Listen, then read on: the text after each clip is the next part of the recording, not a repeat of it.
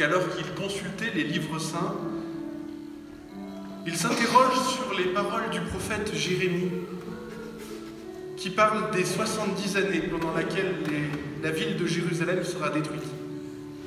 Alors le texte nous dit que Daniel s'est mis à jeûner, il a revêtu des habits de deuil, il a mis de la cendre sur sa tête en marque et en signe d'humiliation, puis il s'est tourné vers le Seigneur pour le prier. Et il fait cette prière. Ah Seigneur, Dieu grand et terrible, tu gardes ton alliance et ton amour envers ceux qui t'aiment et qui obéissent à tes commandements. Mais nous avons désobéi, nous avons fait le mal et nous sommes coupables. Nous nous sommes révoltés contre toi. Nous nous sommes détournés de tes commandements et de tes règles.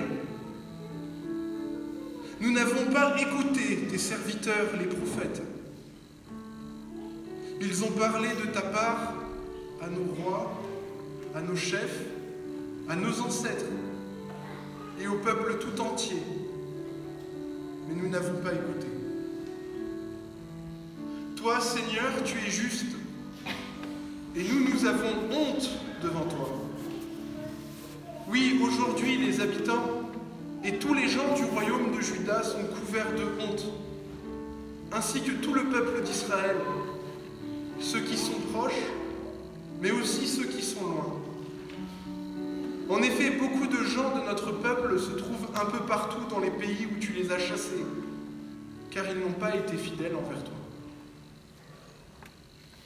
Oui, Éternel, comme nos ancêtres, nous avons honte devant toi, nous, nos rois, nos chefs, car nous avons péché contre toi. Nous nous sommes révoltés. Seigneur notre Dieu, et pourtant, dans ton amour, tu nous pardonnes. Tu nous as demandé d'obéir aux lois, et nous ne t'avons pas écouté. Tout le peuple d'Israël a désobéi à ta loi. Il s'est éloigné de toi pour ne pas écouter tes enseignements. Nous avons péché contre toi, notre Dieu. Alors la malédiction contenue dans la loi de Moïse, ton serviteur, est tombée sur nous. Tu as agi comme tu l'as annoncé à notre sujet et au sujet des chefs qui nous dirigent. Tu as envoyé de grands malheurs sur nous à Jérusalem. Personne n'a jamais vu des malheurs pareils ailleurs sur la terre. Tous ces malheurs nous sont arrivés selon ce qui est écrit dans la loi de Moïse. Et nous, Seigneur notre Dieu, nous ne t'avons pas supplié de calmer ta colère.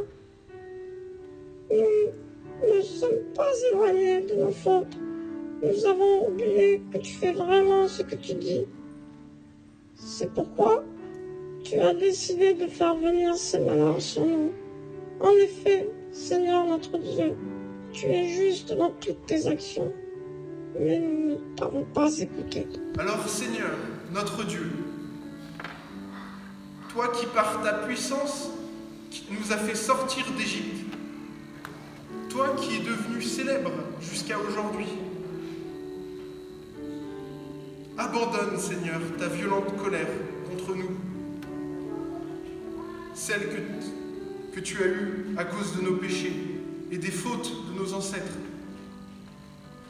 Maintenant donc, Seigneur notre Dieu, écoute la prière et les demandes que je t'adresse. Fais-le, Seigneur, non pas à cause de nous, mais fais-le à cause de toi, Seigneur. Regarde avec bonté ton lieu saint qui est détruit. Écoute, mon Dieu, ouvre les yeux et regarde notre ville complètement détruite, cette ville pourtant qui t'appartenait. Quand nous présentons nos demandes, nous le faisons non pas parce que nos actions sont justes, mais parce que toi tu nous aimes et que tu nous regardes avec tendresse. Alors Seigneur, écoute-nous. Seigneur, pardonne-nous. Seigneur, sois attentif à nous. À cause de toi-même, mon Dieu, agis rapidement pour cette ville et ce peuple qui t'appartienne. Amen. Merci de votre écoute. Abonnez-vous à la chaîne chrétienne.